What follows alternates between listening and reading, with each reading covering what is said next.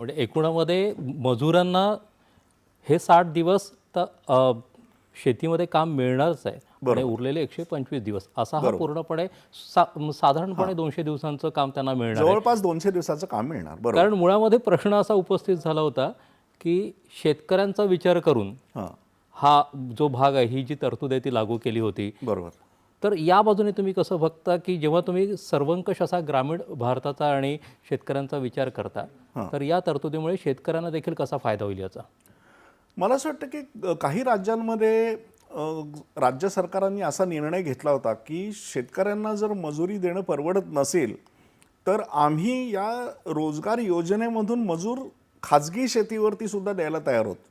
म्हणजे त्याचं मॉडेल असं की समजा एखाद्या शेतकऱ्याची 5 एकर शेती असेल आणि ती शेती कसायला त्याच्याकडे मजूर नाहीत आणि ती मजुरी द्यायला पैसे नाहीत, तर केंद्र सरकार किंवा राज्य सरकार या योजनेमधून ज्या मजुरांना नेमेल त्यांनी मजुरी केंद्र सरकारकडून किंवा राज्य सरकारकडून घ्यायची आणि प्रत्यक्ष काम मात्र त्या शेतकऱ्याच्या शेतात करायचं.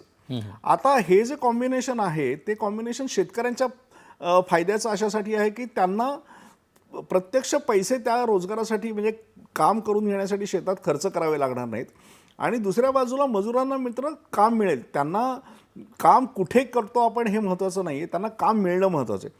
त्यामुळे एखाद्या खाजगी जमिनीमध्ये किंवा शेतीमध्ये जरी त्यांनी काम केलं तरीसुद्धा त्यांना पैसे सरकार देणार आहे आणि दुसऱ्या बाजूला शेतकऱ्याचा लाभ होणार आहे. अशा प्रकारची आता जी या नवीन योजनेमध्ये सुद्धा राज्य सरकारांनी जर असे निर्णय घेतले तर ते शेतीच्या दृष्टीने पण लाभदायक ठरणार आहेत आणि रोजगाराच्या दृष्टीने लाभदायक ठरणार आहेत. आज केंद्रीय कृषी मंत्र्यांनी ही मोठी आर्थिक